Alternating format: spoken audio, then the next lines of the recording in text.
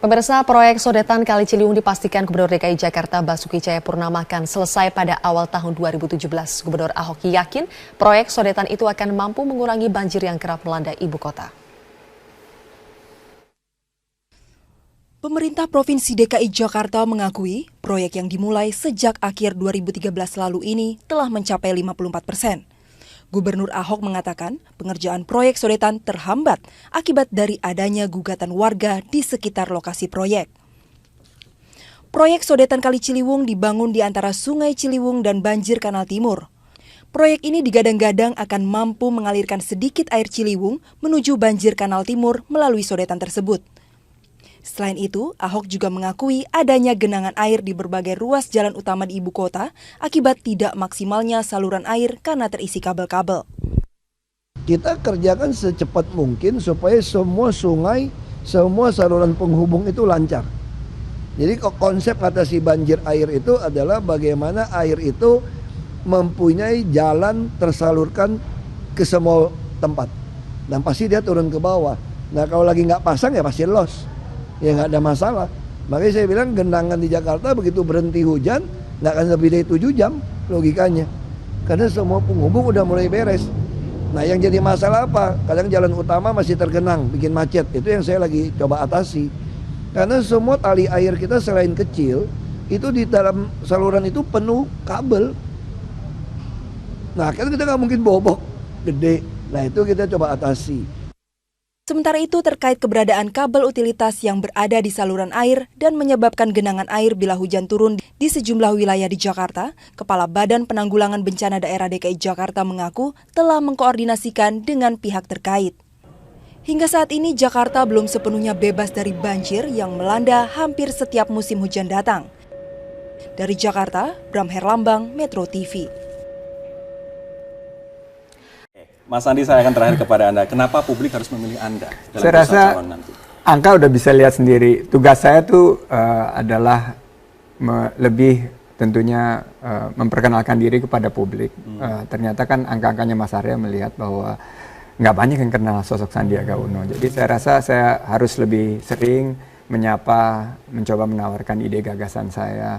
Dan saya rasa ini saya harus mencari suatu tentunya strategi yang bisa diterima oleh masyarakat. Baik. Dan saya rasa pemilih Jakarta itu kan sangat rasional dan kita sama-sama nawaitunya niatnya itu kan luhur untuk membangun Jakarta yang lebih baik. Dan saya rasa ini kontestasi ini jangan dipakai untuk ajang pecah belah daripada, tapi ini harus dipakai untuk ajang bagi kita silaturahim untuk menghadirkan Jakarta yang lebih baik. Keras mengejar seorang bandar narkoba berinisial E saat akan menangkapnya di desa Tanjung Baru, Kecamatan Bukit Kemuning, Kabupaten Lampung Utara.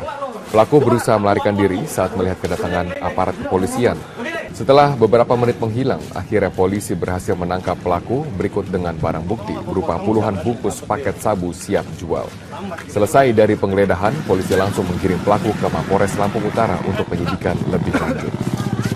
Pelaku dijerat dengan pasal 112, 132, dan 114 Undang-Undang Narkotika tahun 2009 dengan ancaman hukuman maksimal 20 tahun penjara.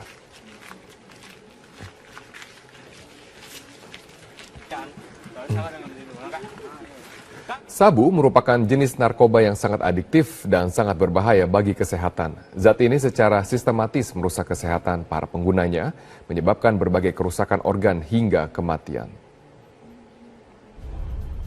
Sabu atau metamfetamin merupakan stimulan yang berbentuk serbuk berwarna putih kristal. Awalnya zat ini dibuat untuk mengobati gangguan hiperaktivitas. Dampak penggunaan zat ini langsung dirasakan tubuh seperti detak jantung yang meningkat, suhu tubuh yang naik, tekanan darah yang juga meningkat. Akibatnya penggunanya kesulitan untuk tidur, nafsu makan menghilang, mengalami euforia hingga halusinasi, kemudian memicu tindakan agresif dan menyebabkan depresi. Penggunaan sabu juga dapat menyebabkan gigi menjadi rapuh karena kekurangan kalsium, imunitas menurun, kehilangan memori, stroke hingga dapat menyebabkan kematian.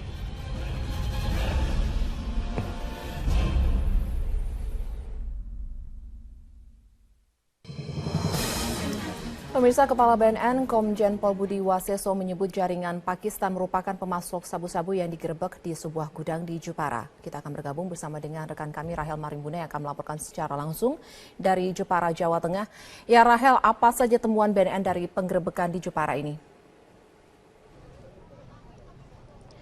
Elvita, dalam keterangan pers yang baru saja atau sekitar 30 menit lalu baru selesai dilakukan oleh Kepala BNN Komjen Budi Waseso, dalam penggerebekan yang dilakukan oleh BNN bekerja sama dengan aparat kepolisian dan juga Bea Cukai pada hari Rabu kemarin, pihak BNN berhasil menemukan sebanyak 194 mesin generator set yang di dalamnya kemudian diketahui terdapat sabu seberat sampai saat ini ada 94 mesin generator set yang telah dibuka dan diketahui isinya sabu sebanyak 100 kg dan sampai saat ini masih ada 100 lagi mesin genset yang belum dibuka dan diduga bahwa di dalamnya juga terdapat sabu seperti yang sudah ditemui kemarin atau ditemukan kemarin,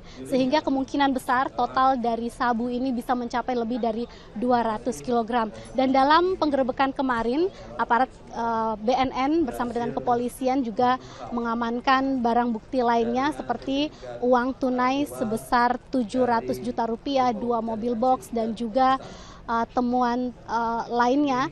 Dan selain mesin genset sebanyak 194, diduga modus lain yang digunakan oleh pengedar atau pemasok dari sabu-sabu ini yaitu dengan kamuflase mengirimkan sebanyak 270 lebih dos. Sebagian dos diisi atau merupakan isi air filter. Ini diduga untuk mengecoh petugas Bea Cukai dan juga aparat BNN dan kepolisian ketika mereka menyelundupkan barang tersebut dari China atau dari Tiongkok menuju ke pelabuhan di Semarang. Dan informasi lainnya juga bahwa dari temuan kemarin BNN telah menangkap 8 orang yang tertangkap tangan sedang melakukan pembongkaran dari mesin-mesin generator set yang memang baru didatangkan pada tanggal 26 Januari lalu. Dan kemudian memang menurut keterangan dari Kepala BNN Budi Waseso bahwa kegiatan dari jaringan Pakistan ini sendiri mereka telah telusuri sejak 6 bulan terakhir dan eksekusi baru dilakukan kemarin setelah mereka memastikan bahwa aktivitas tersebut dilakukan di tempat ini dan bahwa barang-barang yang mereka selundupkan dari China atau dari Tiongkok telah tiba dan siap untuk diterima atau disimpan di tempat ini. Elvita. Ya Rahel, lalu apakah memang benar sudah ada keterangan bahwasanya penemuan yang ditemukan di Jepara ini masuk dalam jaringan internasional?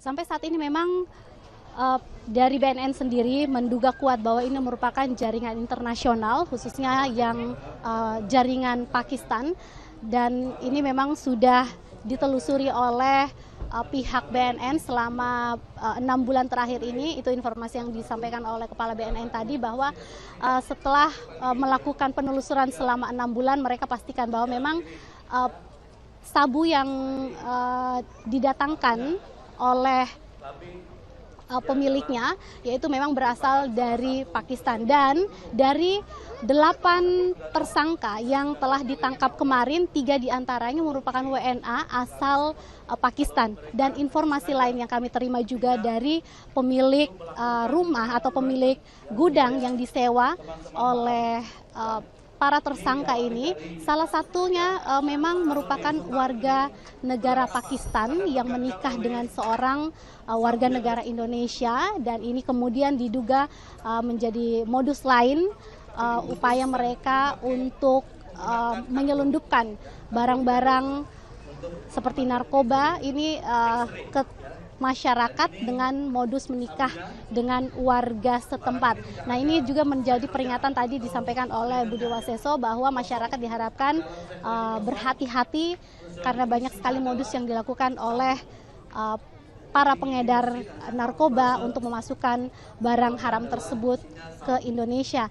Dan informasi lainnya juga bahwa memang operasi atau penggerbekan ini dilakukan BNN bersama dengan kepolisian dan juga Bea Cukai, karena Bea Cukai dengan kerjasama dengan Bea Cukai akhirnya diketahui bahwa barang-barang yang diselundupkan dengan menggunakan mesin generator menjadi kamuflase itu berhasil diketahui. Modus yang memang boleh dikatakan baru digunakan oleh para penyelundup ini, yaitu dengan menutup paket sabu itu dengan kertas karbon sehingga ini memang sulit ditembus oleh X-ray. Namun pihak Bea Cukai mempunyai trik tersendiri untuk mengetahui dengan pasti bahwa di dalam mesin genset itu terdapat benda yang memang mencurigakan. Setelah melakukan pengetesan seperti mengetes alat atau mesin-mesin tersebut, jika mesin tersebut berhasil dinyalakan, maka memang kemungkinan bahwa genset tersebut aman. Namun memang dari hasil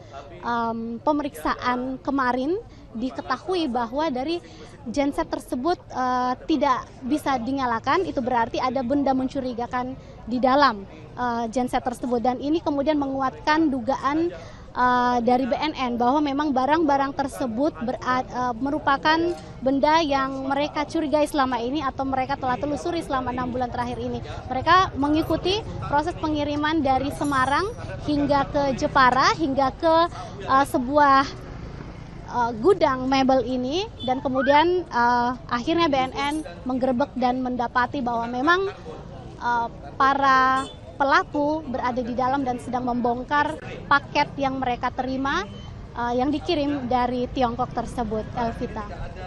Ya Rahel, lalu apakah sebenarnya gudang yang digerebek ini merupakan gudang tempat transit, penyimpanan seperti itu, atau memang diproduksi narkobanya di dalam gudang tersebut? Dan narkoba yang ditemukan ini, sabu-sabu yang ditemukan ini, apakah sabu-sabu yang memang siap edar? Kalau kami melihat barang bukti tadi yang diperlihatkan dalam keterangan pers BNN, sabu tersebut tidak dalam bentuk yang mungkin biasa diketahui oleh masyarakat berupa bubuk, tetapi berbentuk kristal. Dan di tempat ini sendiri memang nampaknya hanya menjadi tempat transit atau penyimpanan dari barang tersebut yang kemudian selanjutnya akan diedarkan. Nah, kalau informasi dari Kepala BNN sendiri mengatakan dari hasil tes laboratorium bahwa sabu tersebut mempunyai kualitas yang sangat